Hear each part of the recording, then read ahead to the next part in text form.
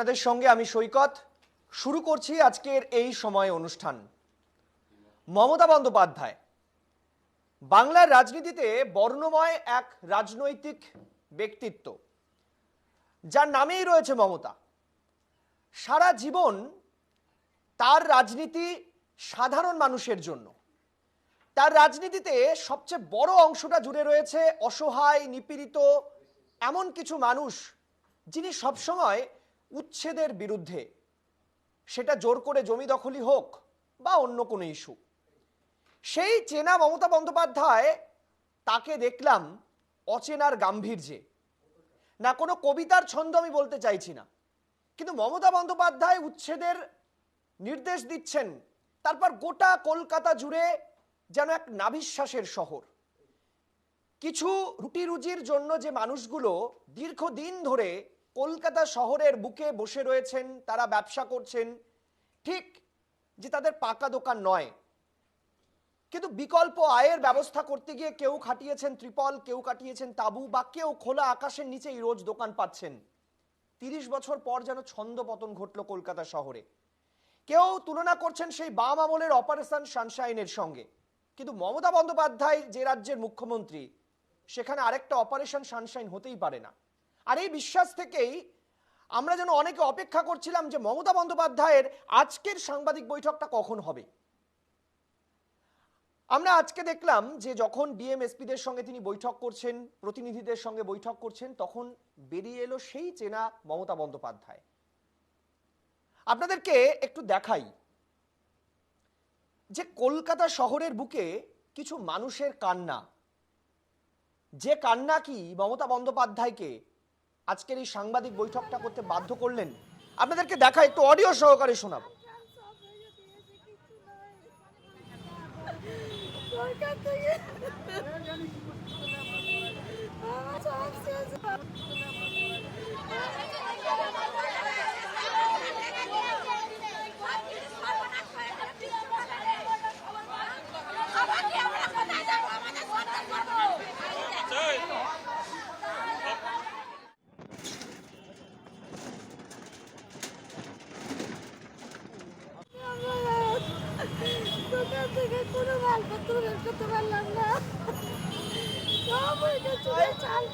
তিনিও অঝরে কাঁদছেন।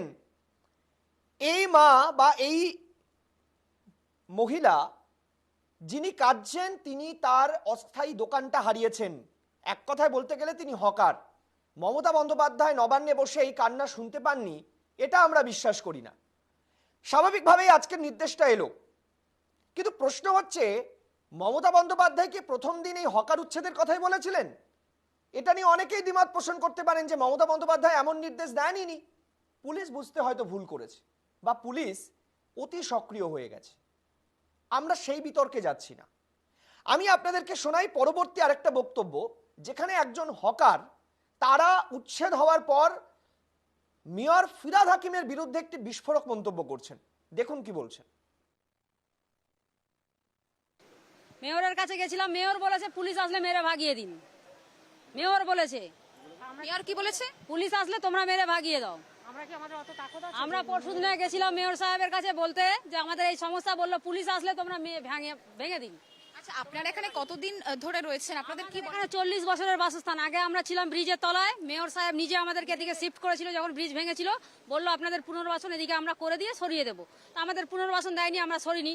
এর আগে পোর্ট একবার এসেছিল, আমরা বললাম আমাদের মেয়র সাহেব বসিয়েছে, মেয়র সাহেব বললে আমরা সরে যাব। তা আজকে যে এসছে বিনা নোটিশে এসছে। সোমবার দিনে তো এসছো, তখন আপনারা বাধা দিয়েছেন? শুধু ক্লাবের জন্য। ক্লাব নতুন একটা হয়েছিল যে পড়ার বাচ্চাদের করেছিল, সেটার জন্য এসেছিল, সেটা ভাঙার জন্য। আমাদেরকে বলেনি যে ভাঙার জন্য। আমি এই ছোট্ট একটা ইন্ট্রোডাকশনের পর সরাসরি পরিচয় পর্বে যাব। আমাদের সঙ্গে যারা রয়েছেন, আমাদের সঙ্গে রয়েছেন এই মুহূর্তে আমার আলোচনায়, আমার টেবিলে তৃণমূল কংগ্রেস মুখপাত্র পার্থ প্রতিম রায়। পার্থদা, আপনাকে স্বাগত। রয়েছেন প্রীতম দত্ত, বিজেপি মুখপাত্র। প্রীতম, তোমাকে স্বাগত। রয়েছেন সত্যব্রত ঘোষ, সিটু নেতা, আপনাকে স্বাগত। রঞ্জিত সুর, মানবাধিকার কর্মী, আপনাকে স্বাগত। সত্যজিৎ বন্দ্যোপাধ্যায়, কলকাতা পুলিশের প্রাক্তন ডেপুটি পুলিশ কমিশনার, আপনাকে স্বাগত আমাদের এই অনুষ্ঠানে। আমি চলুন আপনাদেরকে প্রথমে দেখাই যে মমতা বন্দ্যোপাধ্যায় ঠিক কি নির্দেশ দিয়েছিলেন এবং আজকে তিনি কি বললেন। এবং সর্বোপরি আজ যেটা বেরিয়ে এলো যে হকার উচ্ছেদকে বরদাস্ত করছেন না মমতা বন্দ্যোপাধ্যায়। মমতা বন্দ্যোপাধ্যায় পরিষ্কার বলেছেন, যারা বসিয়েছেন অন্যায়ভাবে তারা অন্যায় করেছেন, এদের কোনো অন্যায় নেই, কিন্তু কলকাতার ফুটপাতকে দখলদার মুক্ত করতে হবে, এটা মমতা বন্দ্যোপাধ্যায়ের নির্দেশ। কিন্তু তার বিকল্প পদ্ধতি হচ্ছে তাদেরকে পুনর্বাসন দিয়ে 1 মাসের মধ্যে এই প্রক্রিয়া সম্পন্ন করতে হবে। আমি চলুন আগে মমতা বন্দ্যোপাধ্যায় আজকে কি বললেন দেখাই। টাকার বিনিময়ে পুরসভার বহু জমি বেদখল হয়ে যাচ্ছে, সরকারি সম্পত্তি নষ্ট হয়ে যাচ্ছে। সেখানে যদি রাম শাম যদু মধু যেই হোক, ইভেন আমিও যদি হই, আমাকেও ছাড়বেন না। মুখ্যমন্ত্রীর এই ধমকের পরই রাজ্য জুড়ে ফুটপাত দখল মুক্ত করতে উচ্ছেদ অভিযানে নামে প্রশাসন। বৃহস্পতিবার নবান্ন থেকে মুখ্যমন্ত্রী জানালেন, আপাতত হকার উচ্ছেদ অভিযান বন্ধ রাখা হচ্ছে। আমি এখন এই উচ্ছেদের মধ্যে না গিয়ে 1 মাস যেহেতু টাইম নিয়েছে ওরা, এই 1 মাসের মধ্যে আমাদের কাজগুলো কমপ্লিট করতে হবে। আমি 1 মাস বাদে আবার বসবো। 5 জনের কমিটি রিপোর্ট দেবে 15 দিনের মধ্যে। কমিটিতে রয়েছেন ফিরহাদ হাকিম, অরূপ বিশ্বাস, মলয় মজুমদার, দেবাশিস কুমার ও অতীন ঘোষ। কমিটিকে বৃহস্পতিবার থেকেই সমীক্ষার কাজ শুরু করতে নির্দেশ। হকারদের জন্য 1 মাস সময় বেঁধে দিলেন মমতা বন্দ্যোপাধ্যায়। হাতিবাগান, গ্র্যান্ডের সামনে, নিউ মার্কেটের সামনে, কর্পোরেশনের সামনে একটা সার্ভে করে আসুন, দেখুন কিভাবে শর্ট আউট করা যায়। আমি আপনাদের এটা বলছি না বুলডোজার হাতে নিয়ে যান, কিভাবে শর্ট আউট করা যায় দেখে নিন। অন্য জায়গায় দরকার হলে তাদের বসতে হবে। শহর কলকাতায় দীর্ঘদিন ধরে বহু হকার ব্যবসা করছেন। গড়িয়াহাট, হাতিবাগান সহ একাধিক এলাকায় ফুটপাত দখল করে হকাররা রয়েছে। হকার সমস্যা সমাধানে হকার জোন করার পরামর্শ মুখ্যমন্ত্রী। তার জন্য একটি পোর্টাল করে 15 দিনের মধ্যে সেই রিপোর্ট মুখ্যমন্ত্রীকে দিতে নির্দেশ। হকার বাজারটাও মনে রাখবেন দেখতে সুন্দর করতে হবে। গার্ড হোটেলের অপোজিট কনজেস্টেড হয়ে গেছে, কর্পোরেশনের গায়ে পর্যন্ত হকার বসে গেছে। লোকাল কাউন্সিলররা চোখে দেখেও দেখে না। আমি তো বলছি না তাদের সরিয়ে দেওয়া হোক, আমি বলছি একটা নির্দিষ্ট জোন করা হোক, একটা দিক পুরো ফাঁকা থাকবে এবং তাদের দরকার হলে একই টাইপের স্টল করে দেওয়া হোক। হকারদের সুরাহায় পুনরায় রেজিস্ট্রেশন খতিয়ে দেখে হকার ইউনিয়নের নেতাদের উদ্দেশ্যেও কড়া বার্তা মুখ্যমন্ত্রী। টাকার বিনিময়ে হকারদের থেকে চাঁদা নিলে কাউকেই রেয়াত নয়। হকারদের আইনত বৈধতা দেওয়ার জন্য আমি একটা আইডি কার্ড করতে বলেছিলাম। এর মধ্যে 59,000-এর বেশি আবেদন ঠিকঠাক পাওয়া গেছে। মাত্র 2,000 লেফট আউট হয়েছে, তার কারণ এক একজনের 4টে করে ডালা। হকার নেতাদের টাকা দিলেই চাঁদা তুলবে আর ইচ্ছা মতো ডালা বসিয়ে দেবে। হকার নেতারাও কিন্তু এই আইনের মধ্যে পড়বেন। গরিব লোকেদের কাছ থেকে পুলিশ আর হকারদের চাঁদা তোলা নেতাদেরও সবাইকে বলছি বন্ধ করতে হবে। একে তো প্রথমে পয়সা দিয়ে বসেছে, 2 তাদেরকে প্রতিদিন বসবার জন্য পয়সা দিতে হয়েছে। এই দুটো কথা মাথায় রেখে এই ধরনের তুগলকি মুখ্যমন্ত্রী কখন কি করবেন সেটা যেহেতু বোঝা অসম্ভব, ফলে এই মুখ্যমন্ত্রী এবং তার সরকারের বিরুদ্ধে সংগঠিত হওয়ার জন্য অনুরোধ করেন। এদিন রাজ্যের পুলিশ কর্তা, কলকাতা পুরসভার মেয়র সহ প্রশাসনিক স্তরের শীর্ষ কর্তারা ছিলেন বৈঠকে। সেখানে হকার ইউনিয়নের নেতারাও ফুটপাত দখল মুক্ত করতে কি করা যায় তা নিয়ে পরামর্শ দিয়েছেন। সোমবারের বৈঠক থেকে ধমক দিয়েছিলেন নেত্রী। সেই বৈঠকের পর বৃহস্পতিবার ফের বৈঠক থেকে পুলিশ, পুরসভার জনপ্রতিনিধি থেকে শুরু করে প্রশাসনের একাংশকে সতর্ক করে হকারদের পাশে থাকারও বার্তা দিলেন মমতা বন্দ্যোপাধ্যায়। আর একটা জিনিস মনে রাখবেন, আমি কেন হকারদের ভালোবাসি জানেন? রাস্তায় একটা দুর্ঘটনা ঘটলে অন্যরা এড়িয়ে চলে যায়, কিন্তু একটা হকার ভাই বোন দৌড়ে এসে সেই লোকটাকে হসপিটালে নিয়ে যাওয়ার ব্যবস্থা করে।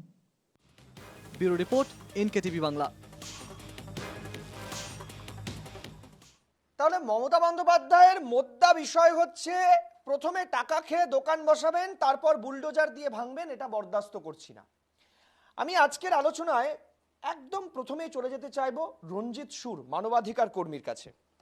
রঞ্জিত বাবু, আমি মমতা বন্দ্যোপাধ্যায়কে যে কদিন দেখেছি তার থেকে অনেক বেশি সময় ধরে বিরোধী নেত্রী থাকাকালীন থেকে আপনি দেখছেন মমতা বন্দ্যোপাধ্যায় সাধারণত, আমার ইন্ট্রোডাকশনে আমি বলেছি যে তিনি সবসময় গরিব মানুষের পক্ষে, এটাই তার রাজনীতির চরিত্র, এবং তিনি উচ্ছেদের বিরুদ্ধে, সেটা যে কোনো রকমের উচ্ছেদ। যে মমতা বন্দ্যোপাধ্যায় হঠাৎকে পুলিশকে বললেন যে বেআইনি দখলদার মুক্ত করতে হবে, ফুটপাত পরিষ্কার করতে হবে, 3 দিন পর সেই মমতা বন্দ্যোপাধ্যায় একদম ঠিক উল্টো কথাটা বললেন এবং অনেক গঠনমূলক বক্তব্য রাখলেন। মমতা বন্দ্যোপাধ্যায়ের এই স্ট্র্যাটেজিটা কি কান্নার কারণে, মানে যে কান্না তিনি দেখলেন তার কারণে, নাকি প্রথমে গরম বললেন, তারপর সেটা ড্যামেজ কন্ট্রোলের জন্য তিনি নরম বললেন, কোনটা? এটাই তার স্ট্র্যাটেজি ছিল, কোনটা? দেখুন, আপনি যেটা বললেন শেষে, এটাই তার স্ট্র্যাটেজি ছিল। এটা জুতো মেরে গরুদান হলো। দেখুন, গোটা ব্যাপারটাই খুব পরিকল্পিত। এখানে যে এলাকাগুলোকে যেখান থেকে হকার তোলা হয়েছে, একদমই একটু যারা অর্থ সম্পন্ন, যারা একটু কেনাকাটা বেশি এলাকা, যেখানে মানে একটু অবস্থাপন্ন লোকেরা থাকে, এবং গোটাটাই হচ্ছে শপিং মল এবং অনলাইন যারা হোম ডেলিভারি দেয় তাদের স্বার্থকে রক্ষা করার জন্য, তাদের যাতে ব্যবসা এবং মুনাফা যাতে বাড়ে তাদের জন্য। কারণ এদের কাছ থেকে নির্বাচনে তহবিলে মমতা বন্দ্যোপাধ্যায় টাকা তুলেছেন, আজকে তাদেরকে তার প্রতিদান ফেরত দিচ্ছেন। দ্বিতীয়ত দেখুন, মমতা বন্দ্যোপাধ্যায় বলেছেন যে এইসব হকার বা যারা দখলদারদের জন্য কলকাতার নাম খারাপ হয়ে যাচ্ছে, রাজ্যের নাম খারাপ হয়ে যাচ্ছে। আসলে মমতা বন্দ্যোপাধ্যায় আজকে যেভাবে বুলডোজার চালিয়ে যেভাবে মানুষকে বেঘর করলো, তাদের ব্যবসাপত্র গুটিয়ে দিল, এইটাতে পশ্চিমবাংলা যেটা গণতান্ত্রিক আন্দোলনের জন্য যেটা বিখ্যাত, বাম আন্দোলনের জন্য সারা পৃথিবী যাকে জানে, তার নাম আজকে মমতা বন্দ্যোপাধ্যায় সব থেকে কলঙ্কিত করলো। বিজেপি যেভাবে আমরা দেখেছি রেলে হকারদের উচ্ছেদ করছে, এমনকি আরপিএফ দিয়ে ঠেলে কামারকুণ্ডুতে মেরে ফেললো, আজকে একই রাস্তায় আজকে আমরা মমতা বন্দ্যোপাধ্যায় দেখছি যেভাবে উত্তরপ্রদেশে মমতা বন্দ্যোপাধ্যায় প্রথম যেভাবে দিন যখন বলে ফেললেন তখন কি তাৎক্ষণিকভাবে বলে ফেললেন, পরে অনুধাবন করলেন, নাকি মানে একেবারে সরাসরি এটাই পলিটিক্স ছিল মমতা বন্দ্যোপাধ্যায়? এটাই পলিটিক্স ছিল, এটাই মানে পরিকল্পিত। পুলিশকে কাঠগড়ায় তোলার জন্য। এবং 3 দিন ধরে উনি এই ঘর ভেঙেছেন, অসংখ্য দোকান ভেঙেছেন, অসংখ্য হাজার হাজার মানুষকে, হকারকে, দোকানদারকে উচ্ছেদ করেছেন। দেখুন, 3টে দিন পুরো টানা চলেছে, তারপরে এটা করছেন। এবং উনি যখন আজকে বলছেন যে 1 মাস সময় দিচ্ছি, তখনও কিন্তু লাগাতার দোকান ভাঙছে সারা রাজ্যে, এবং এটা শুধু কলকাতায় নয়। আমার একটা লাইনের কথা মনে পড়ছে, রঞ্জিত দা, চরম অমানবিক একটা কাজ করেছেন এবং মানবাধিকারের নিরিখে একটা অপরাধ করেছেন। আমার এই একটা লাইন বলতে ইচ্ছে করছে, এটা সিনেমার একটা প্রচলিত লাইন, জোর কা ঝটকা হায় জোরো সে লাগা। মানে কেন এই কথাটা আমি বললাম, মমতা বন্দ্যোপাধ্যায়ের মতো একজন সর্বভারতীয় রাজনৈতিক নেত্রী, তিনি এই জিনিসটা বুঝতে পারলেন না যে আমি পুলিশকে যা বলছি, পুলিশ তো আমি পুলিশ মন্ত্রী, আমি যা বলবো পুলিশ তো তৎক্ষণাৎ অ্যাকশন নেবে এবং ভাঙা হচ্ছে। সেটার পর হঠাৎ মমতা বন্দ্যোপাধ্যায় বললেন আমি 1 মাস সময় দিচ্ছি। মানে মমতা বন্দ্যোপাধ্যায় এটা ভাবলেন না আগে? আমি পার্থদা, আমি বলছি আবার থেকে আমাদের এখানে প্রত্যেকের থেকে আপনি ভালো চেনেন, মমতা বন্দ্যোপাধ্যায় যে প্রথম যে সিদ্ধান্ত নিয়েছিলেন, পুলিশ বুঝতে পারেনি না, পুলিশ অতি সক্রিয় হয়ে গেল না, মমতা বন্দ্যোপাধ্যায় নিজে ভালো হয়ে পুলিশকে কাঠগড়ায় তুলে দিলেন, যেটা বিরোধীরা বারবার অভিযোগ করেন? কোনটা?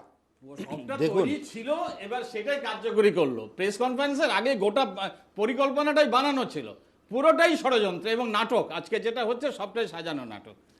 দেখুন, মমতা বন্দ্যোপাধ্যায় প্রশাসনিক হেড হিসেবে তিনি পরপর কিছু বৈঠক করছেন। তার দ্বিতীয় বৈঠকটি ছিল পৌরসভা কেন্দ্রিক আলোচনা, এবং সেখানে শুধু কিন্তু হকার নয়, সামগ্রিক পৌরসভার যে সমস্যাগুলো, সেই সমস্যাগুলোকে তিনি ইন্ট্রোডিউস করেছেন। সেখানে পানীয় জলের সমস্যা, সেখানে ড্রেনেজ সিস্টেম, জবরদখল, সরকারি জমি দখল হয়ে যাওয়া, বেআইনি নির্মাণ, এবং হকাররাও কিছু কিছু ক্ষেত্রে দেখা গিয়েছে তাদের যে নির্দিষ্ট লাইন মেনটেন করে দেওয়া হয়েছে ফুটপাতে, বা ভিডিওগ্রাফি করে যে সেগমেন্ট ধরে রাখা হয়েছিল তার বাইরে কেউ কেউ দোকান বসাচ্ছে। এই বিষয়গুলো নিয়ে সার্বিকভাবে একটা আলোচনা করেছেন। আলোচনা করবার পর পুলিশ প্রশাসন বা পৌরসভার পক্ষ থেকে বিভিন্ন ধরনের অভিযান চালানো হয়েছে নিশ্চিতভাবে। সেই অভিযান চালাতে গিয়ে কিছু কিছু জায়গায় খামতি নিশ্চিতভাবে মমতা বন্দ্যোপাধ্যায়ের নজরে এসেছে। তারপর তিনি একটা প্রশাসনিক সভা আবার ডাকলেন। সেখানে হকারদের পক্ষ থেকে প্রতিনিধি সহ সার্বিকভাবে হকার রিলেটেড ইস্যুটাকে আজকে স্পেসিফিক ইন্ট্রোডিউস তিনি করলেন, এবং সেটা সায়েন্টিফিক ওয়েতে কিভাবে হকারদের যদি কিছু জায়গা থেকে তুলে দেওয়া হয়, তাদের কোথায় পুনর্বাসন দেওয়া হবে, কিংবা কেউ কেউ দোকান করছে পাশাপাশি গোডাউন করছে একই সঙ্গে রাস্তা বা ফুটপাতে,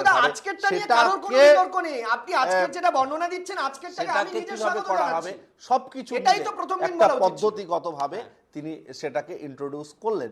এবং নিশ্চিতভাবে তিনি এটাও বলেছেন, আপনি যদি গোটা প্রেস কনফারেন্স বা আলোচনাটা দেখেন, সেখানে বলেছেন যে কোথাও কোথাও কাউকে যদি তুলে দেওয়া হয়ে থাকে তাহলে তাদের সঙ্গে কথা বলে, এলাকা ধরে ধরে ধরে ধরে ধরে কথা বলে নিয়ে নিশ্চিতভাবে তাদেরকে পুনর্বাসন দিতে হবে। তিনি হকারদের পক্ষেই সওয়াল। আমি আমার উত্তরটা পেলাম না, আমি আপনাকে একদম সোজা একটা প্রশ্ন করেছিলাম যে মমতা বন্দ্যোপাধ্যায়ের প্রথম দিনের বক্তব্য মানে 48 ঘন্টা আগের বক্তব্য আর আজকের বক্তব্যের মধ্যে অনেকটা ডিফারেন্স।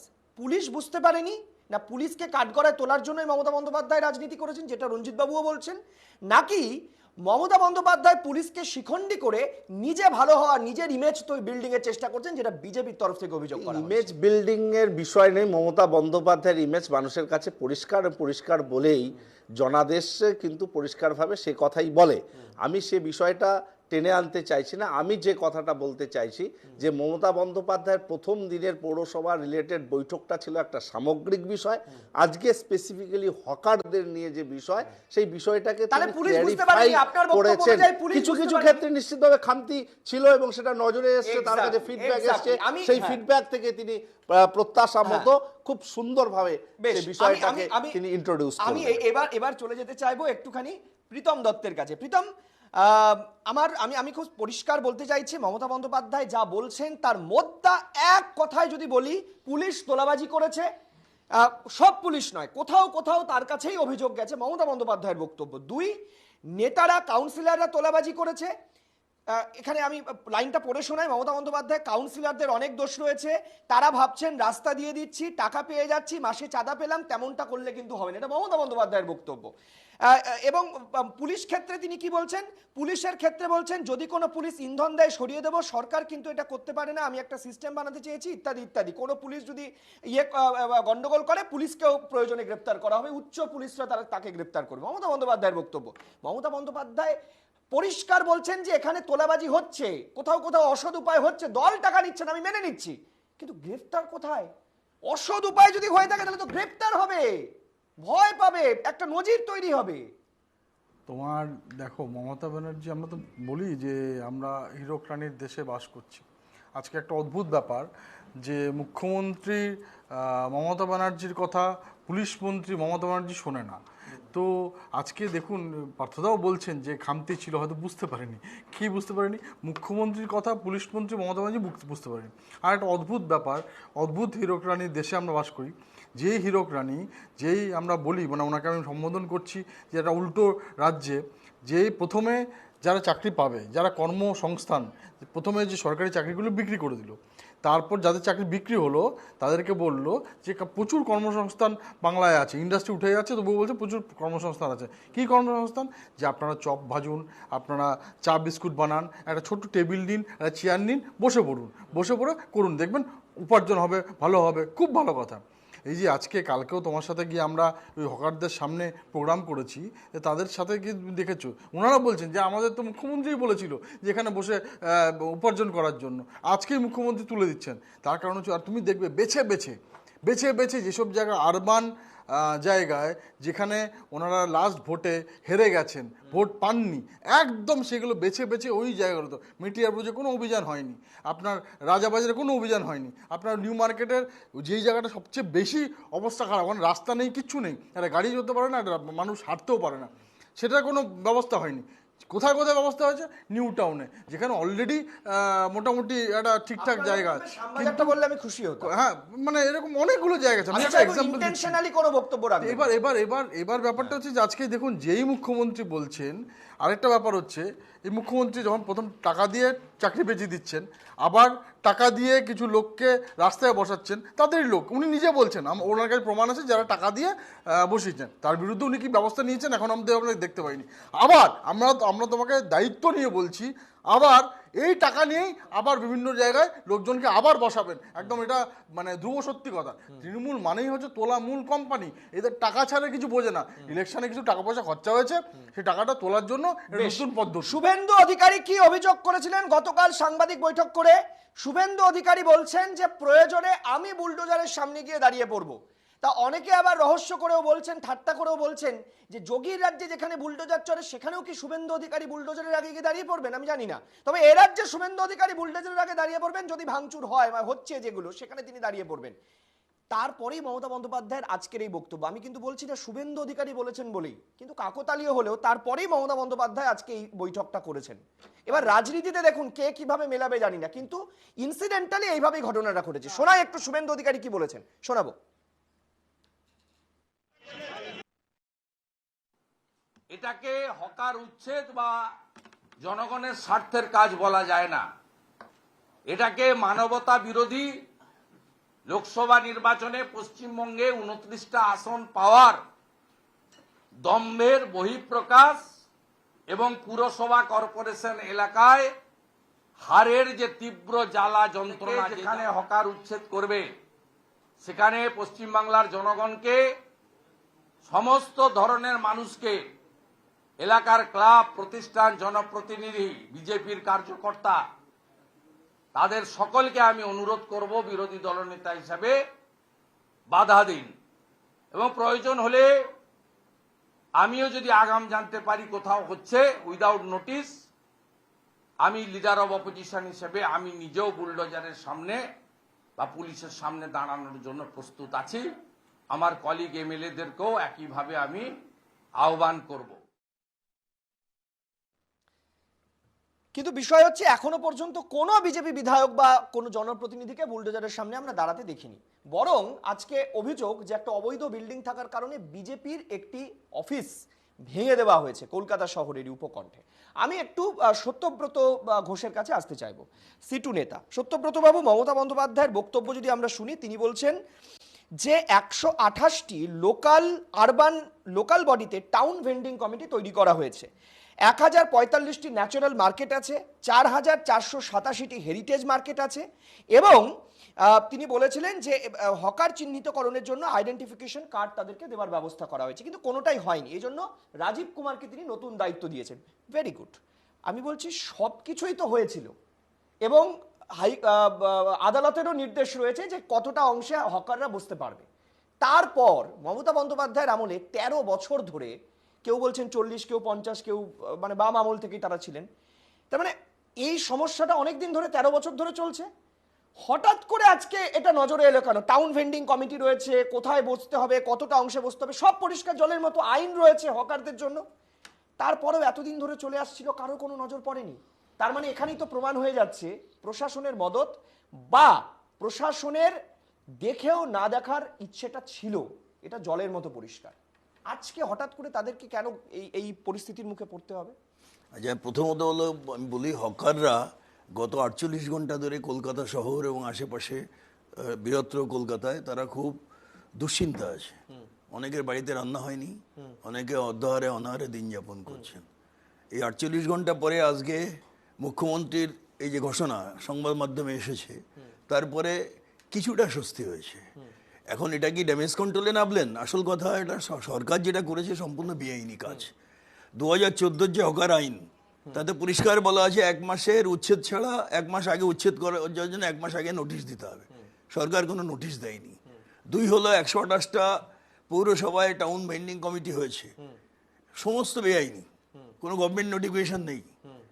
নিয়ম হলো আইনে বলা আছে 40% হকার নির্বাচিত প্রতিনিধি থাকতে হবে, কিন্তু কোনো নির্বাচন হয়নি, হকার প্রতিনিধি নেই। টাউন ভেন্ডিং কমিটি করেছেন মন মতো, কয়েকটা নিজের পছন্দ মতো লোককে নিয়ে। মানে ভোটে হেরে যাওয়ার পর, ভোটে পিছিয়ে যাওয়ার পর হঠাৎ মমতা বন্দ্যোপাধ্যায়ের মনে হয়, বলছি এটা বলি, সেটাও একটা কারণ। আজকে মুখ্যমন্ত্রী যেটা বলেছেন যে কলকাতা শহরে বাইরের লোক ব্যবসা করতে পারবে না, ওনার এই যে মনোভাব, এটা আমরা নিন্দা করছি। কলকাতা শহরে বিভিন্ন ভাষাভাষী লোক আছে, হিন্দিভাষী, উর্দুভাষী, সব ভাষী লোক আছে, কিন্তু মুখ্যমন্ত্রী এই কথা বলার অর্থ কি যে বাইরের লোক যেতে পারবে না? কলকাতার বহু লোককে বাইরে যেতে হয় কাজের জন্য, বাইরের লোকদের কলকাতা আসতে হয় কাজের জন্য। এটা পরস্পর বহুকাল ধরে আছে। এখানে সব ভাষাভাষী মানুষ আছে, সব ধর্মের মানুষ আছে, সব বর্ণের মানুষ আছে। এখানে আমি বাইরের লোককে দেবো না, পাড়ার লোককে দেবে না, কাউন্সিলরকে দেখুন, তো দাঙ্গা লেগে যাবে। বলে এগুলো ঠিক না। অকপটে ধরনের কথা বলার পিছনে অনেক গুরুত্বপূর্ণ বিষয় বহন করে। 2 হচ্ছে আজকে যে বুলডোজার পলিটিক্স কলকাতায় চালু হলো বা কলকাতার আশেপাশে চালু হলো, আজকে রামপুরহাটে হয়েছে, আজকে রাজাবাজারে হয়েছে, আজকে রাজাবাজার উচ্ছেদ অভিযান হয়েছে।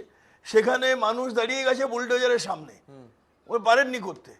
আজকে তারাতলাতে হয়েছে, কালকে যে মেয়েটির কান্না আপনারা দেখালেন, বেহালা ওডিআরসি যে কোয়ার্টার আছে, কোয়ার্টারের সামনে, সেই দোকান না ভেঙে ওনার যদি সদিচ্ছা থাকতো, তাহলে পরে একটু এগিয়ে গেলেই পার্থ চ্যাটার্জির অফিস আছে ডায়মন্ড হারবার রোডের উপরে, এসবিআই যে ব্যাংক আছে একদম রাস্তার পাশে, এসবিআই ব্যাংকের পাশে, সেটা ভাঙেননি। মদন মিত্র 70 নম্বর আশুতোষ মুখার্জি রোড, সেখানে ফুটপাথ দখল করে বড় অফিস করে বসে আছেন, সেটা ভাঙেননি। যান সুরেন্দ্রনাথ কলেজের সামনে সেখানে তৃণমূল তারা জাগবাংলার অফিস এবং হচ্ছে এই সমস্ত ছাত্রদের অফিস হলো ফুটপাত দখল করে, সেগুলো তিনি ভাঙছেন না। তিনি ভাঙছেন কি, গরিব হকাররা যেখানে ব্যবসা করে খাচ্ছেন সেইটা। যদি কোনো বেআইনি এনফোর্সমেন্ট থেকে থাকে তাহলে পরে হকারদের উচিত নোটিশ করা, তাদের সুযোগ দেওয়া, সময় দেওয়া। সেই সব না করে আজকে সরকার অপরিকল্পিতভাবে পুলিশ লেলিয়ে দিয়েছে। 48 ঘন্টা ধরে হকারদের উপরে যে অমানসিক অত্যাচার হয়েছে সারা কলকাতা জুড়ে এবং কলকাতার আশেপাশে জুড়ে, এটা ভয়ঙ্কর। অতীতে কখনো হয়নি এত পুলিশের অত্যাচার। বেশ, আমি একটা কথা বলছি, যে কলকাতা কর্পোরেশন তারা লাইসেন্স দিচ্ছে, বলছে আমরা লাইসেন্স দিচ্ছি। আমরা বললাম লাইসেন্সটা বেআইনি, কারণ ভেন্ডিং কমিটি আইনসম্মত নয়। আপনার হাতে এই কাগজটা কি? Certificate of vending. আচ্ছা। এটা হকারের। কালকে মাল তুলে নিয়ে গেছে ভবানীপুর থানা, আমি গিয়েছিলাম, গিয়ে বললাম সার্টিফিকেট অফ ভেন্ডিং আছে, কি করে আপনি মাল তুলে? না না, এক মিনিট আমাকে এটা দিন, আমি বুঝতে চাই। আপনি আমাকে এটা দিন। Certificate of vending। আপনি বলছেন এটা কলকাতা পুরসভা তাকে স্ট্রিটে বসে মাল বিক্রি করার পারমিশন দিয়েছে, অথচ এই যার ব্যক্তি তারই দোকানটা তুলে নিয়ে গেছে। তারই দোকান তুলে নিয়ে এটা ভয়ঙ্কর কথা বলছেন। আমি দাঁড়ান, আমি একটু বলবো এটাকে একটুখানি ফোকাস করার জন্য। আচ্ছা, এই ক্যামেরাতে করতে চাইবো, এই ক্যামেরাতে আমি বলবো এটাকে একটু ফোকাস করুন। মানে আপনি যেটা বলছেন দায়িত্ব নিয়ে বলছেন তো? একদম দায়িত্ব। আচ্ছা, এখানে আমি দেখতে পাচ্ছি উজ্জ্বল ব্যানার্জি, স্ট্রিট ভেন্ডার, পরিষ্কার লেখা রয়েছে দ্য কলকাতা মিউনিসিপাল কর্পোরেশন। এই যে এইটা হচ্ছে সত্যব্রত বাবু বলছেন এই যে ব্যক্তি, এই ব্যক্তিকে কলকাতা পুরসভা তাকে রাস্তায় বসে মাল বিক্রির অনুমতি দিয়েছে, কিন্তু এই ব্যক্তির দোকানটা ভেঙে দিয়েছে। ভেঙে দিয়েছে মানে ভয়ঙ্কর ব্যাপার। মানে পার্থদা কি বলবেন? এই কাগজটা আপনি দেখবেন, একবার দেখুন। একবার প্রয়োজনীয়তা নেই নিশ্চিতভাবে। আমি বলছি সৈকতদা, আমাকে বলতে বলছেন নিশ্চিতভাবে আমি বলবো। কলকাতা পুরসভা তাকে অনুমতি দিয়েছে ভেন্ডিং করবার, নির্দিষ্ট লোকেশন তার জন্য নিশ্চিত অ্যালটমেন্ট করেছে। সেই লোকেশনের বাইরে দাঁড়িয়ে সে যদি ভেন্ডিং করে নিশ্চিতভাবে সেখানে এটা দায়িত্ব নিয়ে আপনি বলুন সে লোকেশনের বাইরে নয়, এটা কিভাবে দায়িত্ব নিয়ে আপনি জানাচ্ছেন? তাহলে পুলিশ যদি নিশ্চিতভাবে বেআইনি করে থাকে তাহলে তাদের বিরুদ্ধে ব্যবস্থা হবে। কিন্তু কি কারণ হয়েছে এই জায়গাটা আপনি জানেন না? একটা নোটিশ প্রদান করে না যে না না আমি বলি যেটা আমি আইনটা ভালোভাবেই জানি, জবরদখল করে যে ইয়েলো লাইন আছে, যে ইয়েলো লাইন আছে, আমি জানি এই অনুষ্ঠানে বসে আপনাকে আপনার দলকে ডিফেন্ড করতে হবে, এটা স্বাভাবিক। কিন্তু এই ব্যক্তিটার কথা ভাবুন যাকে কলকাতা পুরসভা স্ট্রিট ভেন্ডিং এর অনুমতি দিচ্ছে, কলকাতা পুরসভা সেই স্ট্রিট ভেন্ডিং এ বসার পর তার দোকানটা তুলে দিচ্ছে। মানে এ তো ভয়ঙ্কর ব্যাপার, মানে দুর্ভাগ্যজনক, লজ্জা। মানে এটা কিভাবে সম্ভব? আরে সত্যব্রত বাবু তো দায়িত্ব নিয়ে বলছেন, দায়িত্ব নিয়ে উনি বলতে পারেন, দায়িত্ব নিয়ে বলছেন, উনি সিটু নেতা। আমার কাছে পারমিশন আছে, দ্যাটস মিন আমি পারমিশনের আমার চৌহদ্দি কতটা সেটার আমার লিমিটেশন জানতে হবে। সেই লিমিটেশন বেরিয়ে নিশ্চিতভাবে সেটাকে বলতে পারে। আপনি কে বলেছে আপনার সেটা করতে পারে না? একটা হকার কি বাইরে গিয়ে ব্যবসা করবে? তার নির্দিষ্ট জায়গায় সে ব্যবসা করবে। আর যে জায়গা তাকে দেওয়া হচ্ছে তার বাইরে গিয়ে আরো বেশি ডলার দিয়ে এটা কে বাইরে যাইছে? পার্থদা আপনি যেটা বলছেন ঠিক আছে, কিন্তু এটা নিশ্চিতভাবে আমি বলবো আজকের অনুষ্ঠানে একতরফাভাবে পৌরসভাকে বা পুলিশকে দোষারোপ করা এই বক্তব্য পুলিশকে দোষারোপ করা, পুলিশকে দোষারোপ, এই মুখ্যমন্ত্রী আমি তোমরা ভুল ব্যাখ্যা করলে হবে না। আমি পার্টিকুলার এই কেসটার কিন্তু আমার সৌভাগ্য যে এই অনুষ্ঠানে কলকাতা পুলিশের প্রাক্তন ডেপুটি পুলিশ কমিশনার উপস্থিত রয়েছেন। তার কাছে আমি জানতে চাইবো, আমি ছোটবেলা থেকে একটা কথা শুনে এসেছি, যত দোষ নন্দ ঘোষ। আমি জানি না যে কোনো নন্দ ঘোষ আমার এই অনুষ্ঠান দেখছেন, দয়া করে আপনার নামে নেবেন না। আমি বলতে চাইছি যত ঘোষ নন্দ ঘোষ, যত দোষ নন্দ ঘোষ। আমি বলতে চাইছি এক্ষেত্রে বাংলায় কি কোনো ঘটনা ঘটলেই দায় শুধু পুলিশের? আচ্ছা, হাসখালিতে যা হয়েছে পুলিশের দায়, তারপর আমরা দেখেছি কোথায় আর কোথায় হয়েছে, আমরা বকটুয়ে দেখেছি পুলিশের দায়, বাগুইয়াটিতে পুলিশের দায়, কোথায় বাজি বিস্ফোরণ হয়েছে পুলিশের দায়। আমি মেনে নিচ্ছি যে পুলিশ সর্বক্ষেত্রে তার কাজ সব জায়গায় ঠিকমতো করছে না, কিন্তু রাজ্যের পুলিশ মন্ত্রী তো মমতা বন্দ্যোপাধ্যায় কজন পুলিশকে শাস্তি দিয়েছেন? এই যে পুলিশ টাকা খেয়েছে বলছেন, আপনার কাছে তালিকা আছে বলছেন মাননীয় মুখ্যমন্ত্রী মমতা বন্দ্যোপাধ্যায়, এদেরকে চিহ্নিত করুন। এরা তো আপনারও শত্রু, সরকারের শত্রু, আমার শত্রু, প্রত্যেকের শত্রু। চিহ্নিত করুন। আপনি বলছেন টাকা খাওয়ার অভ্যেস হয়ে গেছে, লোভ হয়ে গেছে। আরে লোভটাকে তো সংবরণ করা শেখাতে হবে ওদেরকে। আমি বলছি যে এটাই মোক্ষম সময় মমতা বন্দ্যোপাধ্যায়। একটা বিরতির পর আসছি ঠিক এই বিষয়টা নিয়ে সত্যজিৎ বন্দ্যোপাধ্যায়ের কাছে। ছোট্ট বিরতির পর কেউ কোথাও যাবেন না, সঙ্গে থাকুন।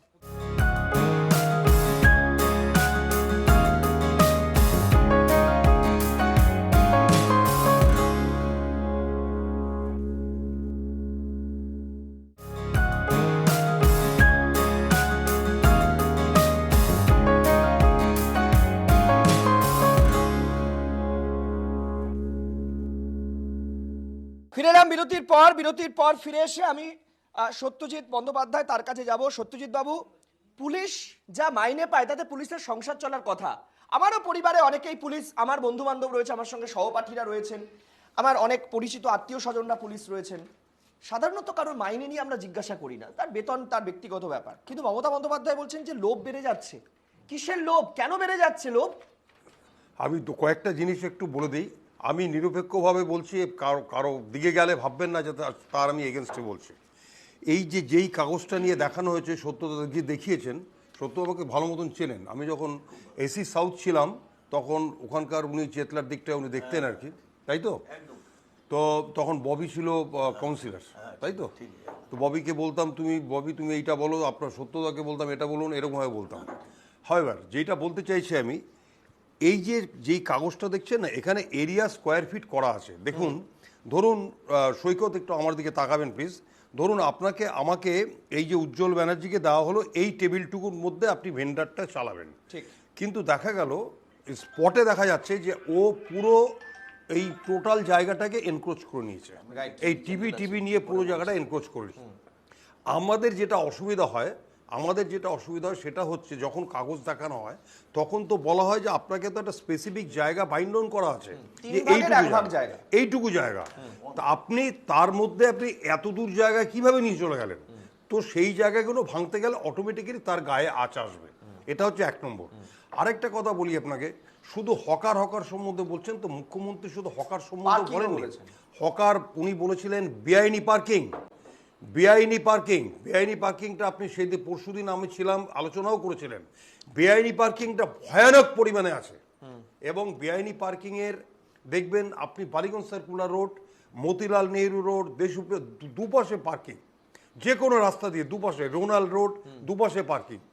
এই যে বেআইনি পার্কিং যে করা হয়েছে, বেআইনি পার্কিংয়ের যতটুকু গড় হিসেব আমি পাই, আমি খুব অ্যাকুরেট তো আমি কাউন্সিলর কোনোদিন ছিলাম না, কি পুরো দপ্তর দেখতাম না, কিন্তু যতটুকু বুঝেছি যে যতটুকু টাকা কলকাতা কর্পোরেশন পায় তার থেকে 10 গুণ টাকা যারা বেআইনি পার্কিং করে নিচ্ছে তারা নিচ্ছে। আচ্ছা, মমতা বন্দ্যোপাধ্যায় এখানে বলছেন, তিনি পরিষ্কার করে বলছেন অবৈধ পার্কিং জোন নিয়ে তার বক্তব্য, পুলিশ নেতাদের টাকা খাইয়ে অবৈধ পার্কিং জোন তৈরি করেছে। বলছি আচ্ছা, এবার এই যে যদি অবৈধ পার্কিং, আমি কিন্তু ভুক্তভোগী বলছি, আমি একজন কলকাতা পুলিশের প্রাক্তন ডেপুটি পুলিশ কমিশনার, কিন্তু আমি বলছি যে এই দুদিকে যে পার্কিং, অবৈধ পার্কিং সাংঘাতিক পরিমাণে রয়েছে, এবং আপনার আমার মতন সাধারণ জনগণ ওই রাস্তা দিয়ে চলতে পারে না। তার মানে সত্যজিৎ বাবু, আপনার কথা ধরলে আমাদের কলকাতার রাস্তা অর্ধেকটা নিয়ে নিয়েছে অবৈধ পার্কিং, এবং অর্ধেকটা নিয়ে নিয়েছে অবৈধ। আরেকটা হচ্ছে গ্যারেজ, অবৈধ গ্যারেজ, চারদিকে গ্যারেজ শুরু হয়ে গেছে। এই প্রশ্ন, আমার প্রশ্ন হচ্ছে, যদি কোনো রেসপন্সিবল, যদি একজন লোক রেসপন্সিবল থাকে সেই জন্য, he should be punished for that. Disciplinary action, proceeding, disciplinary legal action should be taken against him. কারণ একটা দুটো এগুলোকে যদি আপনি গড়ে 5টা 10টাকে যদি এরকম ইনসিডেন্ট না করানো যায়, অ্যাকশন না নেওয়া যায়, পুলিশটা ভয় পাচ্ছে না, পুলিশ ভয় পাচ্ছে। আমাকে বলছি, ধরুন আমি যদি যখন আমরা থানা কিংবা 5টা 6টা থানা চালাতাম, তখন তো যদি কোনো দেখতাম যে আমার একটা কনস্টেবলকে সাব ইন্সপেক্টর অন্যায় করছে, তার এগেনস্টে আমরা পানিশমেন্ট রেকমেন্ড করতাম। অর্থাৎ তাকে স্পেসিফিক করে দিতে হবে, অর্থাৎ তাদের কাছে বার্তা দিতে হবে পুলিশের কাছে যে এরা এই করছিল, সুতরাং তাদেরকে দে আর পানিশ ফর দ্যাট, কিংবা তাদের এগেনস্টে ডিসিপ্লিনারি প্রসিডিং, তদন্ত কমিটি একটা বসিয়ে দেওয়া দরকার ছিল। এটা 2 নম্বর। 3 নম্বর যেটা বক্তব্য, সেটা হচ্ছে, দেখুন এটা খুব, আপনারা শুধু হকারের কথা চিন্তা করছেন, সাধারণ মানুষের কথা চিন্তা করবেন না। ঠিক, আমাদের টোটাল কলকাতাতে 6% রাস্তা আছে, 6%। ফ্লাইওভার যদি প্লাস করেন 1% বাড়বে, 7.5 এরকম একটা রেশিও আমাদের কাছে রেকর্ডেড আছে।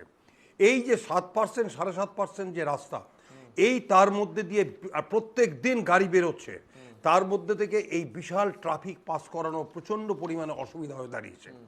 যাদেরকে ভেন্ডিং করার যে জায়গা দেওয়া হয়েছে, যেমন আপনাকে আমি এর আগের দিনও বলেছিলাম যে হকারের ডেফিনেশন কি, কাদেরকে আমরা হকার বলবো।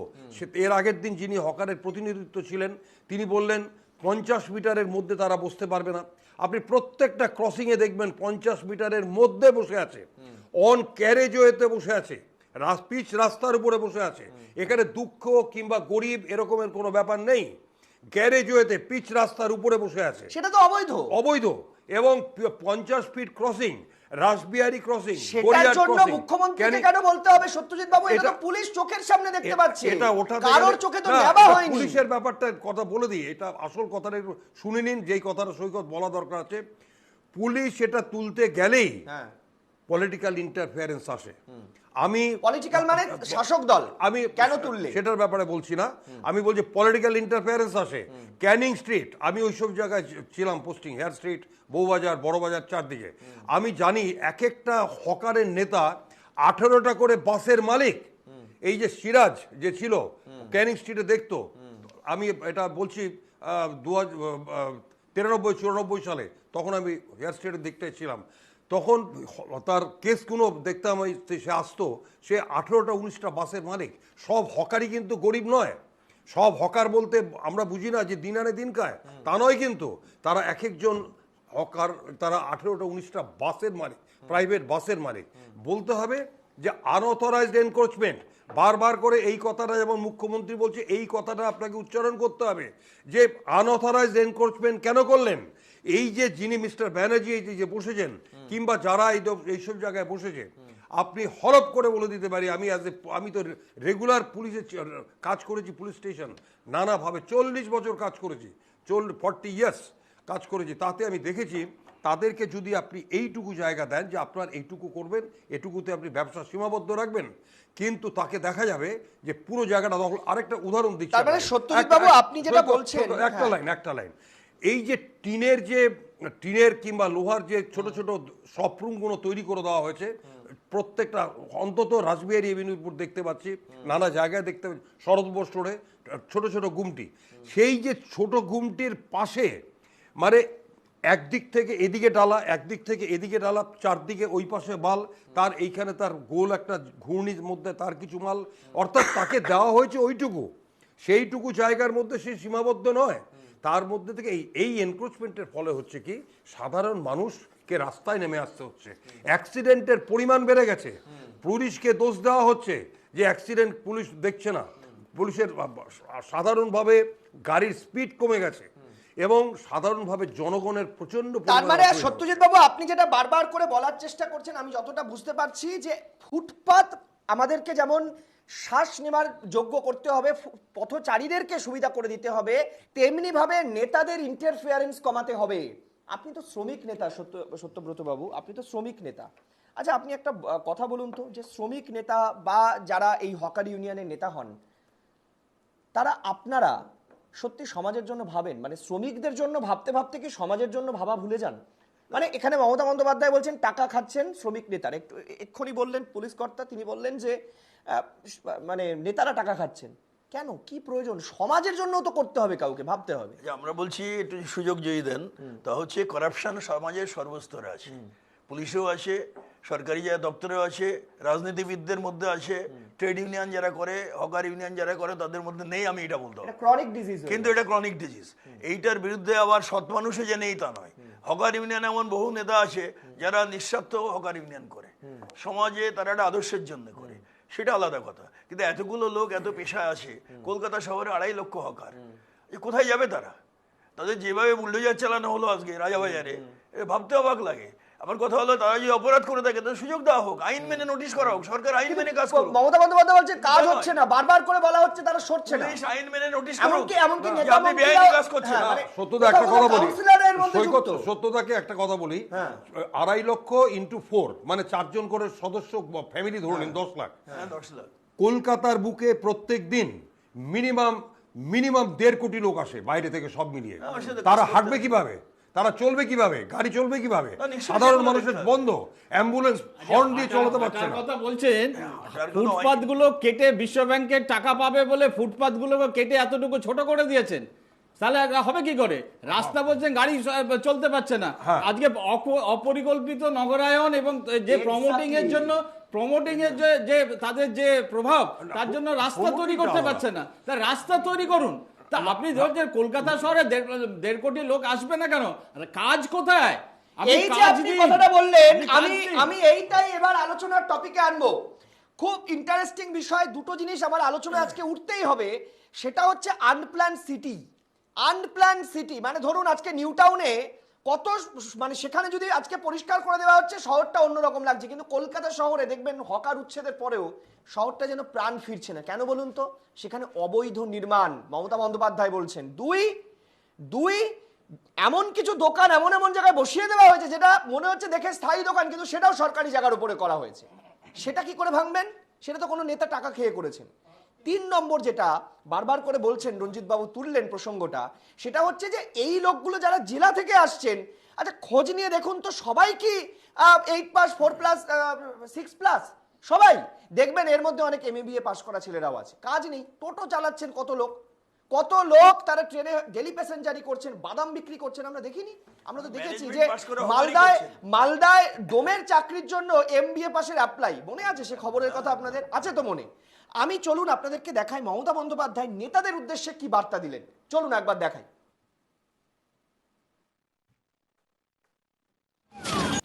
যেমন হাতিবাগান, রাস্তা নেই, রাস্তাটা দখল হয়ে গেছে। এতে আমাদের কাউন্সিলরদেরও অনেক দোষ আছে। তারা ভাবে দিয়ে দিলাম টাকা, কিনে নিলাম, মাসের চাঁদা পেলাম, না হবে না। ফুটপাত দখলে দলের কাউন্সিলরদেরই কার্যত কাঠগড়ায় তুললেন মুখ্যমন্ত্রী। লোভ করা ভালো নয়, লোভ সম্বরণ করুন। এক্ষেত্রে লোকাল যারা আছে নেতা, পুলিশ, তারা সবচেয়ে বেশি দায়ী। প্রথমে বসাচ্ছেন, তারপরে গিয়ে বুলডোজার দিয়ে উচ্ছেদ করতে যাবেন। আমি এই পলিসিটাকে মানি না। যে কাউন্সিলরের এলাকায় এটা চলবে সেই কাউন্সিলর অ্যারেস্ট হবে। আমি এই প্রশ্নের উত্তর আজও পেলাম না যে মুখ্যমন্ত্রী ক্যামেরা ডেকে, প্রেসকে ডেকে তিনি কেন ওনার দলের নেতা মন্ত্রীদেরকে গালি দেন। এর পেছনে কি মুখ্যমন্ত্রী এটা প্রমাণ করতে চান যে উনি নিজেই ভালো, অন্যেরা খারাপ? বৃহস্পতিবারের এই বৈঠকে নবান্নে ছিলেন হকার ইউনিয়ন নেতারা। সেখানেই বারবার মুখ্যমন্ত্রীর কথায় উঠে এলো বেআইনি পার্কিং সমস্যাও। মুখ্যমন্ত্রীকে সরাসরি হকার ইউনিয়নের এক নেতার অভিযোগ, ফুটপাতের উপরেই গাড়ি পার্কিং চলছে মেডিকেলের সামনে। যারা দোকানের মাল ফুটপাতের উপরে এনে রেখে এবং দোকান কনস্ট্রাকশন করে ফুটপাতের উপরে, মেডিকেল কলেজের সামনে আমরা বারবার কমপ্লেন করেছি, ইন্সপেকশন হয়েছে। এনটিআর, সেন্ট্রাল ক্যালকাটা, বড় বাজার, এই সব জায়গায় দোকানদাররাও ফুটপাত দখল করে আছে। এটা পুলিশকে, এবং এটা কার পুলিশকে পার্কিং হচ্ছে ফুটপাতের উপরে। এক সেকেন্ড, ফুটপাতের উপরে কার পার্কিং হচ্ছে? স্টেট বলে দাও, এটা কারো জমিদারি নয়। কার পার্কিং ইললিগাল গুলো ভেঙে দিয়ে কোথায় কোথায় লিগাল করা যায় সেটা দেখো। জবরদখলের পাশাপাশি শহর থেকে জেলায় গাড়ি পার্কিংয়েও যে স্থানীয় তৃণমূল নেতা কিংবা পুলিশের মদত সহ্য করবেন না মুখ্যমন্ত্রী, তা বুঝিয়ে দিলেন এদিন তিনি। এবং সবচেয়ে বেশি ইললিগাল পার্কিং আজকে বিজেপির আছে। If I am not wrong, আমি উইদাউট ইনভেস্টিগেশন কোনো কথা বলি না, আমাদের লোকেরাই দিয়ে দেয়। সবচেয়ে বেশি কার পার্কিং বিজেপির আছে, বিস্ফোরক দাবি মমতার। এই লোকসভা নির্বাচনে এত বড় জয় হাসিল করার পরেও নিচে যে রেজাল্ট দেখছে, সেই রেজাল্ট দেখে মুখ্যমন্ত্রী মমতা ব্যানার্জির মাথা খারাপ হয়ে গেছে। যার জন্য যা কিছু দেখে, পাথরের রং তাতেও বিজেপি দেখছে, গাড়ি পার্কিং তাতেও বিজেপি দেখছে। সোমবারের পর বৃহস্পতিবারও রাজ্য জুড়ে সরকারি জমি দখল সহ বেআইনি পার্কিং এর বিষয়টি দেখতে পুলিশ কর্তাদের দ্রুত পদক্ষেপ নিতে নির্দেশ দেন মুখ্যমন্ত্রী। Bureau report, NKTV Bangla. আচ্ছা, আমি প্রথমে রঞ্জিত বাবুর কাছে আসবো। রঞ্জিত বাবু, মমতা বন্দ্যোপাধ্যায় যা বলছেন তার নেতাদের তিনি বকাঝকা করছেন, সাবধান করছেন, লোভ সম্বরণের বার্তা দিচ্ছেন, এটা ঠিকই। কিন্তু চাকরি প্রার্থীদের ক্ষেত্রে যদি আমি দেখি, চাকরি প্রার্থীদের ক্ষেত্রে যা হয়েছে, মানে তারা তো আশা নিয়ে পরীক্ষা দিয়েছিলেন, তারপর সেখানে দুর্নীতির অভিযোগ, এবং দুর্নীতি এখন ডিক্লেয়ার এক প্রক্রিয়া, এসএসসি বা কমিশন তারা বারবার করে বলছে হ্যাঁ অবৈধ নিয়োগ হয়েছে ইত্যাদি ইত্যাদি হচ্ছে, এক্ষেত্রেও ডিক্লারেশন দেওয়া হচ্ছে যে অবৈধভাবেই সবকিছু হচ্ছে। আমি বলছি যে অপরাধটা কোথায়? মানে যারা অপরাধ করছে তাদের তো শাস্তি হতে হবে। যে চাকরি প্রার্থীদের ক্ষেত্রে তারাও কাঁদছেন, হকাররাও আজকে রাস্তায় দাঁড়িয়ে কাঁদছেন, একটা বড় অংশের মানুষ তো কাঁদছেন, এটা তো অস্বীকার করার কোনো জায়গা নেই। দেখুন একদমই, দেখুন দুর্নীতির কথা যদি বলুন, আজকে কেন্দ্র কি রাজ্য, নেট, এসএসসি, নিট একেবারে আপাদমস্তক দুর্নীতিগ্রস্ত আজকে প্রশাসন, এটা পরিষ্কার। দেখুন চাকরির প্রশ্নে আজকে আমাদের এখানে কোর্টের অর্ডার আছে, সুপ্রিম কোর্টের, যে জীবিকার অধিকার ইজ ইকুয়াল টু জীবনের অধিকার। কারো জীবনের অধিকার কেড়ে নেওয়া মানে হচ্ছে তার জীবিকার অধিকার, জীবনের অধিকার কেড়ে নেওয়া। এটা এই যে আজকে যে মমতা বন্দ্যোপাধ্যায় যে এইভাবে হাজার হাজার মানুষের যে জীবিকার অধিকার কেড়ে নিচ্ছে, এটা আসলে তাদের গোটা পরিবারের জীবনের অধিকার কেড়ে নেওয়া। চাকরি প্রার্থীরাও টাকা দিয়ে চাকরি পেয়েছে, তাদের চাকরি চলে গেছে, এবার এরাও দোকান দিয়েছে টাকা দিয়ে, তাদের দোকান চলে গেছে। মুখ্যমন্ত্রী যত কথা একে দেখান তাকে দেখান, কিন্তু আমরা সবাই তো জানি পশ্চিমবাংলায় একটাই পোস্ট, বাকি সব ল্যাম্প পোস্ট। এবং এই গোটা বাদ জন্য মুখ্যমন্ত্রী নিজের দিকে আঙুলটা দেখানো দরকার। কারণ হচ্ছে যে পুলিশ বলুন, প্রশাসন বলুন, তিনি তো তার সর্বোচ্চ কর্তা, কাজে তার আঙুলটা নিজের দিকে দেখানো দরকার। সবটাই তিনি প্ল্যান করে করছেন। তিনি বলছেন যে বাইরের লোককে কাজ করতে দেবে না, কি মারাত্মক কথা। তার চিফ সেক্রেটারি কোথাকার লোক, পুলিশ কমিশনার কোথাকার লোক, আইপিএস আইএস হলে তারা বাইরে থেকে এসে করতে পারবে। আপনি বলছেন বাঙালি অস্মিতায় শান্তিতে গিয়ে বিতর্কিত কথা বললেন মমতা বন্দ্যোপাধ্যায়, এবং আপত্তিজনক কথা, এটা অত্যন্ত আপত্তিজনক কথা। এটা এই ধরনের যে শব্দ, এই ধরনের প্ররোচনামূলক কথা বলা মুখ্যমন্ত্রীর মুখে শোভা পায় না। কারণ আমি তো বলছি চিফ সেক্রেটারি, পুলিশ কমিশনার তারা কোথাকার লোক, তারা কি এই রাজ্যের লোক? কাজে বাইরে মুটে মুজুররা এলে আপত্তি। এই ধরনের যে সংকীর্ণ রাজনীতি আসলে একটা অন্য কিছুকে উস্কে দেওয়া। যে আমরা এটাকে দেখেছি সাম্প্রদায়িকতা, বিজেপি যখন হিন্দু সাম্প্রদায়িকতা নিয়ে কাজ করে, মমতা বন্দ্যোপাধ্যায় একইভাবে মুসলমান মৌলবাদীদেরকে নিয়ে সেখানেও আরেক ধরনের সাম্প্রদায়িকতা নিয়ে কাজ করে। এবং প্রত্যেকটা প্রশ্নে কি আপনি যে যায় লঙ্কায় সে হয় রাবণ। আমরা এখানে অপারেশন সানশাইন বামফ্রন্টকে দেখেছি যে কিভাবে মানুষের রুটি রুটি কেড়ে নিয়েছিল। আজকে মমতা বন্দ্যোপাধ্যায় তার বিরুদ্ধে গড়িয়াহাটে হকারি করেছিল, প্রতিবাদ করেছিল, আজকে তিনি মুখ্যমন্ত্রী চেয়ারে বসেছেন। একই জিনিস আমরা তার দেখছি। কেন্দ্রীয় সরকারকে দেখছি রেল বস্তিগুলো সেভাবে কিভাবে ভেঙে গুড়িয়ে দিচ্ছে, রেল হকারদের সমস্ত কাজ একই জিনিস আমরা সর্বত্র দেখতে পাচ্ছি। কাজেই এই গরিব মানুষ, তার হাতে কাজ নেই, 100 দিনের কাজ বন্ধ করে দিয়েছে। গ্রামের কোনো মানুষের কাজ নেই। কাজ না দিলে আপনি কোনোভাবে যত লাঠিগুলি চালান, কোনোভাবেই হকারি কারো বন্ধ করার পেট কারোর কথা শোনে না, কারো কাজ বন্ধ করার ক্ষমতাই নেই। কারণ মানুষ তো পেট তো পেটের টানে মানুষ অন্ধ হয়, এমনকি খুন পর্যন্ত করে। আমি একটু তোমার কাছে যেতে চাইবো প্রীতম। মমতা বন্দ্যোপাধ্যায় বিস্ফোরক অভিযোগ করছেন। আমি বলছি তোমরা যতই এটাকে অ্যাভয়েড করার চেষ্টা করো, মমতা বন্দ্যোপাধ্যায় তো নাম করে বলছেন বিজেপি পার্কিং এর টাকা তুলছে, তৃণমূলের নেতারা বিজেপিকে টাকা দিয়ে দিচ্ছে। অস্বীকার করবে কি করে? মমতা বন্দ্যোপাধ্যায় বলছেন, পুলিশ মন্ত্রী, আমি বলছি মমতা বন্দ্যোপাধ্যায় বাকিগুলো যা বলেছেন সেটাকে সমর্থন করছেন, শুধু একটা বক্তব্যকে আপনারা বিরোধিতা করছেন। মমতা ব্যানার্জি এর আগে ওই যারা চাকরি বিক্রি করেছে তাদের কাছে গিয়ে 5 বার বলে এসেছিল যে তোমাদের চাকরি দেবো, আজকে দেবো, এই পুজোর আগে দেবো, শনি পুজোর আগে দেবো, দুর্গা পুজোর আগে দেবো। কোনোদিনও আজকে করতে পারেনি। আজকে উনি যা বলেন তার কিছুটাই একদম প্রথম বললাম না তোমাকে, হিরোক্রানি দেশে পুরো উল্টো, যা বলেন তা উল্টোটা করে। 3 দিন আগে এক কথা বলেছেন, আজকে আবার তুমি বলছো পুলিশ নাকি বুঝতে পারেনি। মুখ্যমন্ত্রীর কথা পুলিশ মন্ত্রী মমতা ব্যানার্জি বুঝতে পারেনি। এটা একটা অবাক কাণ্ড এবং অবাক জায়গায় আমরা আছি। তো এবার বিজেপির উনি বুথ দেখেন, সব কিছু যদি দেখেন সেটা উনি দেখতেই পারেন, কিন্তু উনি তো মুখ্যমন্ত্রী, উনি আবার পুলিশ মন্ত্রী। ইমিডিয়েটলি পুলিশের ব্যবস্থা নেওয়া হোক। আমরা যারা আমাদের থেকে নাকি কেউ বেআইনি পার্কিং করছে তাদের বিরুদ্ধে ব্যবস্থা নেওয়া হোক, আমরা বারবার বলছি। কিন্তু আজকে তোমার ক্যামেরা যদি আজকে এখন আমার সাথে যায়, কয়েকশো এনক্রোচমেন্ট করে টিএমসি তাদের অফিস বানিয়ে রেখেছে প্রত্যেকটা রাস্তায়। সেগুলোর ব্যবস্থা কে করবে? সেগুলোর ব্যবস্থা কে করবে? সেগুলোর ব্যবস্থা কে করবে? আমরা যদি বানিয়ে থাকি তা ইমিডিয়েটলি ব্যবস্থা নেওয়া হোক। কিন্তু যেগুলো টিএমসি অলরেডি করে রেখেছে তার ব্যবস্থাটা কে করবে? আমাদের যদি কেউ বানিয়ে থাকে সেটাতে 100% অনুমোদন দেওয়া হয় না, কারণ আমাদের কিছু পদ্ধতি আছে। আমাদের ভারতীয় জনতা পার্টির পার্টি অফিস একদম পার্টির নামে রেজিস্টার্ড করতে হয়, অনেক পদ্ধতি আছে। সেটা কোনোরকম এই উচ্ছিষ্ট তোলামূল পার্টি করতে পারবে না, যে যার খুশি মতো করতে পারে না। তো আজকে আমি তোমাকে দায়িত্ব নিয়ে বলছি, আমাদের রেজিস্টার্ড করা পার্টি অফিস তুমি একটাও রাস্তার উপর দেখাতে পারবে না। কেউ বেআইনিভাবে বা কারোর ইচ্ছা মতো নিজের মতো করে ফেললো, সেটা আলাদা ব্যাপার। কিন্তু তৃণমূলের একদম বড় বড় করে ব্লক অফিস নাম দিয়ে লেখা আছে, তাদের ওখানে অফিস আছে, সেগুলো ব্লকের কাজগুলো ওখান থেকে হয়, কিন্তু সেইগুলো আজকে বেআইনিভাবে করার পরে আমি একটা ছবি দেখাই, একজন প্রতিবন্ধী ব্যক্তি তিনি রাস্তায় ফুটপাতে ব্যবসা করতেন, তার অঝরে কান্না। এই ছবিটা আমি দর্শকদেরকে আজকে দেখাতে চাইবো, তারপর পার্থদার কাছে আসবো। আমি ছবিটা একটু দেখাই, পিসিআর কে বলবো দেখানোর জন্য। দেখুন, কিছু বললো না তো, আমাদের কিছু জানায়নি। আমাদের একটু আগে থেকে জানিয়ে দিলে আমরা একটা ব্যবস্থা করতে হবে। বেশি থাকা চেয়ে মরে দেওয়াই ভালো। কি করব, কি করে খাবো? আমার হাত আছে না পা আছে না কি আছে? লোক তো হাত পা আছে, 5 জায়গায় খেটে খেতে পারে।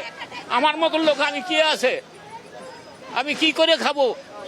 আমার আগের থেকে বললো না কেন? এভাবে বেঁচে থাকার থেকে মরে যাওয়াই ভালো। হাত নেই পা নেই, কি করে খাবো? পার্থদা, এই প্রশ্নটা বোধহয় আপনার দলকেই করেছে, আর আপনি যেহেতু আজকে আমার শাসক দলের মুখপাত্র, আপনাকে উত্তর দিতে হবে। নিশ্চিতভাবে মমতা বন্দ্যোপাধ্যায় আজকে যে বৈঠক, সেই বৈঠকে স্পষ্ট করেছেন যে এই পর্বে যে 2 দিন ধরে যে কর্মসূচি হয়েছে, সেখানে কেউ যদি উচ্ছেদ হয়ে থাকে বা কারো যদি দোকান চলে যায়, তাদেরকে চিহ্নিতকরণ করা, সেটা নিয়ে একটা সার্ভে, পুরনো ভিডিওগ্রাফিগুলো দেখে নেওয়া, এলাকা ভিত্তিক ধরে ধরে করা, যারা পুরনো অনেক দিন থেকে এই ধরনের করছে, নির্দিষ্ট জায়গায় লোকেশন দেওয়া আছে, তাহলে সেটা নিশ্চিতভাবে সেটাকে ইন্ট্রোডিউস করা হবে। আপনি আগে যুদ্ধ ঘোষণা করে দিলেন, তারপর বললেন আমি এখন যুদ্ধ চাই না, এখন যুদ্ধ বিরতি। প্রথম দিনের মিটিংটা ছিল একটা সার্বিক মিটিং, সেখানে অনেক কিছু কর্মসূচি ছিল। সেই কর্মসূচিতে এনফোর্সমেন্ট আমি আবার জিজ্ঞাসা করছি পার্থদা, পুলিশ কি বুঝতে ভুল করেছে? কোথাও একটা খামতি ছিল বলে মমতা বন্দ্যোপাধ্যায় গড়ি 2 দিনের মধ্যেই কর্মসূচি নিয়ে সায়েন্টিফিক ওয়েতে ব্যাপারটাকে ইন্ট্রোডিউস করতে চাইছেন। আমার অনুষ্ঠানের ইন্ট্রোডাকশনটা যদি আপনারা একটু রিক্যাপে যান, 1 ঘন্টা আগে, একটু 1 ঘন্টা নয় 40-45 মিনিট আগে যদি রিক্যাপে যান, আমি কি বলে অনুষ্ঠান শুরু করেছিলাম? আমি বলেছিলাম মমতা বন্দ্যোপাধ্যায়ের চেনা ছবি, তাকে অচেনার গাম্ভীর্যে দেখলাম হঠাৎ করে 48 ঘন্টা আগে। অচেনার গাম্ভীর্যে কেন? কারণ মমতা বন্দ্যোপাধ্যায় উচ্ছেদের কথা বলতেই পারেন, এটা স্বপ্নও দেখতে পারেন না, বিরোধীরাও স্বপ্ন দেখতে পারেন না যে মমতা বন্দ্যোপাধ্যায় বলছেন কলকাতা শহর থেকে সবাইকে উচ্ছেদ করে দেবো, কেউ ফুটপাতে বসতে পারবেন, হতেই পারে না এটা। আরে মমতা বন্দ্যোপাধ্যায় তো উচ্ছেদের বিরুদ্ধে রাজনীতি করেছেন সবসময়, তাহলে তিনি হঠাৎ করে কথাটা বললেন কেন? আমি আপনাকে দিয়ে অনুষ্ঠান শেষ করব আজকের। কলকাতা পুলিশ বা রাজ্যের পুলিশ বারবার করে তাদেরকে কাঠগড়ায় তুলছেন, ফেস লস হচ্ছে পুলিশের জন্য। পুলিশ কি রাজ্যের মুখ্যমন্ত্রী, পুলিশ মন্ত্রী, স্বরাষ্ট্রমন্ত্রীকে বুঝতে পারছে না, নাকি ওভার অ্যাক্টিং করছে, অতি সক্রিয় হয়ে যাচ্ছে? যেখানে ব্যবস্থা নেওয়া দরকার নেই সেখানে ব্যবস্থা নিচ্ছে। হাজার হাজার ঘটনা হচ্ছে, লোককে পিটিয়ে মেরে দিচ্ছে, 2 দিন ধরে 3 দিন ধরে দেখছি, সমানে ছেলে ধরার সন্দেহ পেটাচ্ছে, একটা জেলার মধ্যে 7-8টা ঘটনা হয়ে যাচ্ছে। পুলিশ কোথায় থাকে তখন? এখানে লোক ধরে ধরে কান ধরে ধরে সব তুলে দিচ্ছে, অভিযোগ করছে বিরোধীরা। এই যে আপনার টিভিতে দেখাচ্ছে না বারবার যে ম্যাডাম মমতা ব্যানার্জির তোপে কাউন্সিলর, আর তিনি বলছেন কাউন্সিলরদেরকেও গ্রেপ্তার করে দেবো। পুলিশের কথা তো রয়েছে, বলছে যে কাউন্সিলরের এগেনস্টে যখনই আমি কমপ্লেন পাবো, কাউন্সিলরদেরকে অ্যারেস্টের কথা বলা হবে। যেই সব বলি রঞ্জিত দা, বলি বলছি একটা কাউন্সিলর বাইরে থাকবে না। একটু আগে যেটা আপনি বললেন না যে কাজের অধিকার, ভারতবর্ষের সংবিধানে রাইট টু ওয়ার্ক বলে কিছু নেই, কিন্তু মাথায় রাখতে হবে এটা সুপ্রিম কোর্টের জাজমেন্ট, কাজের অধিকার, জীবিকার অধিকার, আর্টিকেল 21 ইজ ইকুয়াল টু জীবনের অধিকার। এটা সুপ্রিম কোর্টের জাজমেন্ট। কোথাও মুখ্যমন্ত্রী, আমি বলতে পারি কোথাও মুখ্যমন্ত্রী বলেননি যে ফুটপাত থেকে সমস্ত ইয়েদেরকে তুলে দাও, একটা জায়গাতেও বলেননি। তাহলে পুলিশ শুরু করে যেখান থেকে আমি কিন্তু পুলিশকে দোষারোপ করতে চাইছি না, আমি বলছি কি মিসআন্ডারস্ট্যান্ডিং হলো। না বলছি পুলিশ যেটা দেখানো হচ্ছে এবং পুলিশ যেটা তুলেছে হয়তো কম বেশি হয়তো আগে পিছিয়ে হয়েছে, কিন্তু ঘটনা হচ্ছে যেগুলো ইলিগাল এবং আনঅথরাইজড এনক্রোচমেন্ট হয়েছে, সেই এনক্রোচমেন্ট গুলোই তোলা হয়েছে। সরকারের ভদ্রলোক বসে কাঁদছেন, হাত নেই পা নেই, বলছেন খাবো কি, এর থেকে মরে যাওয়া ভালো। এই লোকটার কান্নার দায়টা কে নেবে? আমরা এখানে 6 জন, আমরা কেউ নিতে পারবো না। না সেটা প্রশ্নই নেই। আমি আরেকজনের দেখাই, আরেকজনের সমস্যা দেখাই, দেখি আমি একটু দেখাই।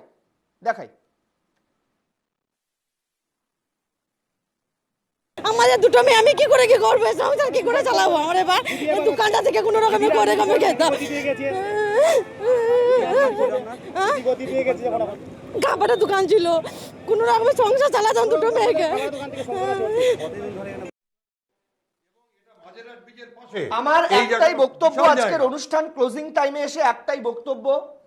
আমি জানি চোখের জল মমতা বন্দ্যোপাধ্যায় সহ্য করতে পারেন না, মায়া মমতা বন্দ্যোপাধ্যায়ের নামের সঙ্গেই রয়েছে, কিন্তু মমতা বন্দ্যোপাধ্যায়কে কেন হঠাৎ এমন সিদ্ধান্ত নিতে হলো? এই এক মাসের প্রিপারেশন, এই এক মাসের প্রিপারেশনটা কেন এক মাস আগে নিয়ে আজকে এই পরিস্থিতি তৈরি করা হলো না? আমি আজ অনুষ্ঠান শেষের সময় এই উত্তরটা পেলাম না যে মমতা বন্দ্যোপাধ্যায় যা করতে চেয়েছিলেন সেটা কেন হলো না। আর দুই, মমতা বন্দ্যোপাধ্যায় কি সত্যি ইচ্ছাকৃতভাবে স্ক্রিপ্টটা তৈরি করেই এই ঘটনাটা ঘটালেন? বিরোধীরা যাই বলুন না কেন, আমার এই ধোঁয়াশা নিয়ে আজকের অনুষ্ঠান শেষ করতে হলো। তবে আমি দুঃখিত, কোন প্রশাসনিক কর্তা, রাজ্যের মুখ্যমন্ত্রী, বিরোধী নেতা, কাউকে আঘাত করা আমাদের উদ্দেশ্য নয়, হকারদের আঘাত করা আমাদের উদ্দেশ্য নয়। আমরা শুধু পরিস্থিতি বোঝার চেষ্টা করছিলাম রাজ্যের একজন সুধী নাগরিক হয়ে, রাজ্যে হঠাৎ করেই অচলায়তন তৈরি হওয়ার পরিস্থিতি কি করে হলো আমরা এটা বোঝার চেষ্টা করছিলাম যে এই রাজ্য আবার কবে ঠিক যেভাবে ফুটপাথে হকাররা হাসবেন, রাজ্যের মুখ্যমন্ত্রী সুন্দর রাজ্যের পরিস্থিতি দেখে তিনি খুশি হবেন, আমরা এই অবস্থাটা চাই। সেই কারণেই এই 1 ঘন্টার অনুষ্ঠান। আমরা জানি না আপনাদের কতটা আমরা ডেলিভার করতে পারলাম। 5 জনকে অসংখ্য ধন্যবাদ তাদের মূল্যবান সময় আমাদের দর্শকদের সঙ্গে ভাগ করে নেওয়ার জন্য। ধন্যবাদ, নমস্কার।